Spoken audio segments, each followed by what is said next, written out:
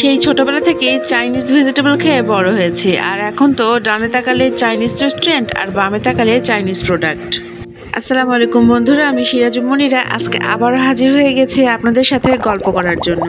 আজকে রান্না করব চমৎকার কালারফুল চাইনিজ ভেজিটেবল, আর এই ভেজিটেবলটি আমি রান্না করব মাত্র 3টি ভেজিটেবল দিয়ে।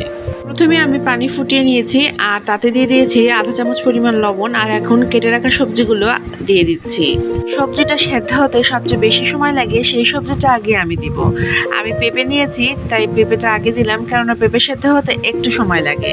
পেঁপেটা প্রায় 60% সেদ্ধ হয়ে আসলে দিয়ে দিব গাজর এবং তারপরে দিয়ে দিব কেটে রাখা বরবটি। চাইনিজ ভেজিটেবল রান্নায় এই সবজি সেদ্ধ করাটা খুবই গুরুত্বপূর্ণ, কেননা এই সবজি সেদ্ধর উপরই অনেকটা নির্ভর করে এই রান্নার স্বাদ। সবজি সেদ্ধ করার সময় আমি শুধুমাত্র লবণ ব্যবহার করেছি, আপনারা চাইলে এখানে কিছুটা বেকিং সোডা ব্যবহার করতে পারেন। সবজিগুলো সেদ্ধ হয়ে গিয়েছে, এখন আমি শুধু সবজিগুলো উঠিয়ে নিচ্ছি। এবারে নিয়ে নিলাম একটা প্যান আর তাতে দিয়ে দিলাম খুবই অল্প সামান্য সয়াবিন তেল। এখন দিয়ে দিচ্ছি রসুন কুচি ও আদা কুচি। মুরগির বুকের মাংস আমি ছোট ছোট করে কুচি করে রেখেছি, সেগুলো এখন অ্যাড করে দিব এবং একটু হালকা নেড়ে চেড়ে নেব। আমি 2টা পেঁয়াজ খুলে রেখেছি আর তার সাথে নিয়েছি 2টা কাঁচামরিচ, সেটা এখন অ্যাড করে দিব এবং তারপরে অ্যাড করে দিব 2 টেবিল চামচ soy sauce. Soy sauce add করা হয়ে গেলে আমি যে ভেজিটেবল স্টকটা রেখেছিলাম সেই স্টক থেকে কিছুটা পানি এখানে অ্যাড করব।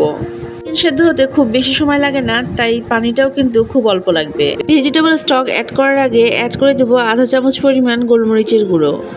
ভেজিটেবলসগুলো সেদ্ধ করার পরে যতটুকু পানি ছিল তার অর্ধেকটা পানি আমি এখন দিয়ে দিচ্ছি, আর বাকিটা রেখে দেবো পরে কর্নফ্লাওয়ার গুলে অ্যাড করার জন্য। এবার এটা রান্না হওয়ার জন্য চুলায় কিছুক্ষণ রেখে দিচ্ছি, আর অন্যদিকে বাকি যে ভেজিটেবলের স্টকগুলো ছিল তাতে আমি 1 চামচ পরিমাণ কর্নফ্লাওয়ার গুলিয়ে নিব। চাইনিজ ভেজিটেবল রান্নার একদম শেষ পর্যায়ে এই কর্নফ্লাওয়ারের গুঁড়োটা আমাদের কাজে লাগবে। চাইনিজ ভেজিটেবলস রান্নাটা আমার কাছে অনেক ইজি লাগে, তবে এখানে সবচেয়ে গুরুত্বপূর্ণ বিষয় হচ্ছে এই সবজিটা সেদ্ধ করা। সবজিটা যদি আপনি ঠিকঠাক মতো সেদ্ধ করতে পারেন তাহলেই আপনার রান্নার প্রায় 80% হয়ে গেল। এখন আমি যে সবজিগুলো সেদ্ধ করে রেখেছিলাম সেটা অ্যাড করে দিব এবং তার সাথে অ্যাড করে দিব কর্নফ্লাওয়ারের গুঁড়োটা এবং তারপরে ভালোভাবে একটু নেড়ে চেড়ে নিব। এটা প্রায় রান্না হয়ে গিয়েছে, কেননা যেহেতু কর্নফ্লাওয়ারের গুঁড়োটা আমি অ্যাড করে ফেলেছি, এটা খুব তাড়াতাড়ি ঘন হয়ে আসবে। এখন আধা চামচ পরিমাণ লবণ অ্যাড করে দিচ্ছি। যেহেতু সয়া সস ব্যবহার করেছি, খুব বেশি লবণ ব্যবহার করা যাবে না।